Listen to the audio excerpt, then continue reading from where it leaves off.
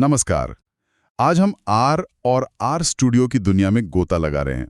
हमारे पास एक शुरुआती गाइड है और हम देख रहे हैं कि ये डेटा एनालिसिस शुरू करने वालों के लिए कैसे काम आ सकती है। हाँ बिल्कुल, ये गाइड असल में पूरी प्रक्रिया को आसान बनाने की कोशिश करती है। तो देखें इसमें क्या खास है। देखो, सबसे पहली बात जो समझने की है वो ये कि आर स्टूडियो जो है ना, वो आर प्रोग्रामिंग भाषा के लिए बस एक इंटरफेस है, एक माहौल।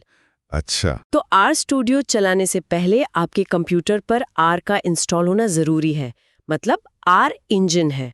हाँ, ये गाइड में भी है। आर को CRAN वेबसाइट से डाउनलोड करना है।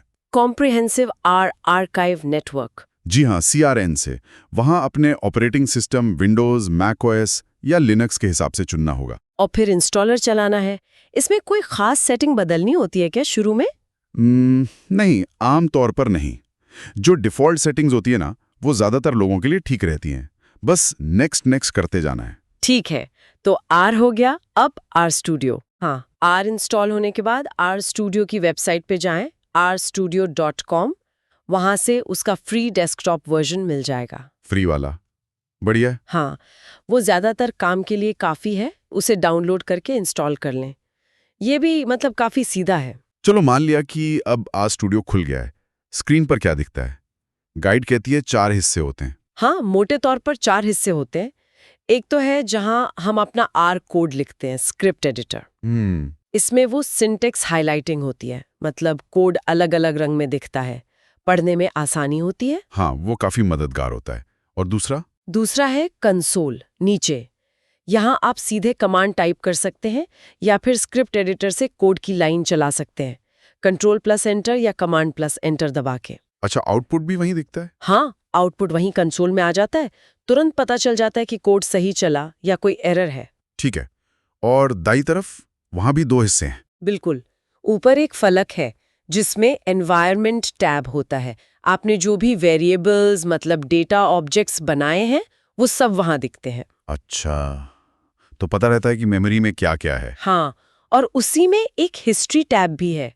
आपने जो भी कमांड्स चलाए हैं वो सब वहां लिस्ट होते जाते हैं। ये तो काम का है। अगर भूल जाएं कि पहले क्या किया था। सही कहा।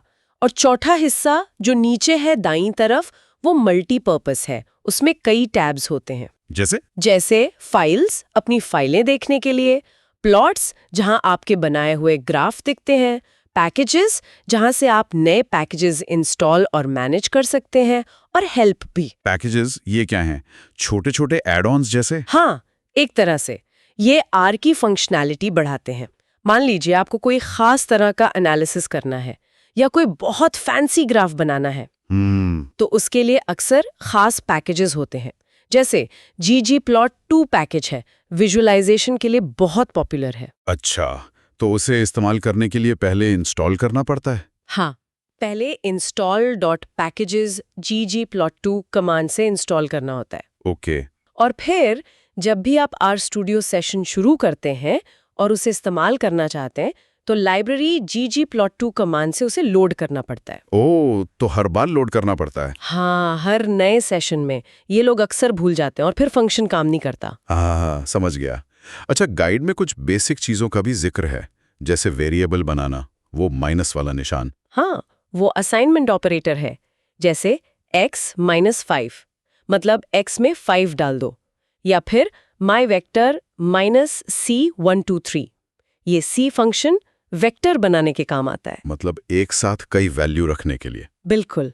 और सामान्य गणित तो है ही, प्लस माइनस, गुणा, भाग, और बेसिक प्लॉटिंग के लिए प्लॉट फंक्शन भी है। लेकिन ज्यादा अच्छे ग्राफ के लिए वो ggplot2 इस्तेमाल करना होगा। हाँ, ggplot2 ज्यादा कंट्रोल और बेहतर दिखने वाले ग्राफ्स देता है। गाइड में फंक्शन बनाने का भी जिक्र है, फंक्शन कीवर्ड से। वो किस लिए? अगर कोई काम आपको बार बार करना पड़ता है तो आप उसका एक फंक्शन बना सकते हैं। फिर बस फंक्शन का नाम टाइप करो और काम हो गया। ऑटोमेशन के लिए बहुत जरूरी है। ये तो वाकई शक्तिशाली लग रहा है। गाइड में कुछ आम सवाल भी क्लियर किए गए हैं, जैसे आर स्टूडियो बिना आर के नहीं चलता। नहीं, बिल्कुल नहीं। आर स्टूडियो सिर्फ आर को इस्तेमाल करने का एक अच्छा तरीका है बस। और आर स्टूडियो डेस्कटॉप फ्री है, ये कंफर्म है? हाँ, वो पूरी तरह फ्री है। तो कुल मिलाकर गाइड का मैसेज यही है कि आर और आर स्टूडियो का सेटअप करना मुश्किल नहीं है। हाँ, बिल्कुल। और ये डेटा एनालिसिस, विजुअलाइजेशन, इन सब चीजों के लिए एक बहुत पावरफुल टूल सेट देता है। सही कहा। इंस्टॉलेशन सीधी है, इंटरफेस भी काफी यूजर फ्रेंडली है। एक बार आदत पड़ जाए तो। और पैकेजेस से तो इसकी क्षमता की कोई सीमा ही नहीं है। तो संक्षेप में कहें तो ये डेटा की दुनिया में उतरने का एक अच्छा पहला कदम है। हाँ, सच में। और एक बार ये सेटअप हो जाए तो सोचने वाली बात है कि डेटा से कितनी तरह की कहानियां निकाली जा सकती हैं।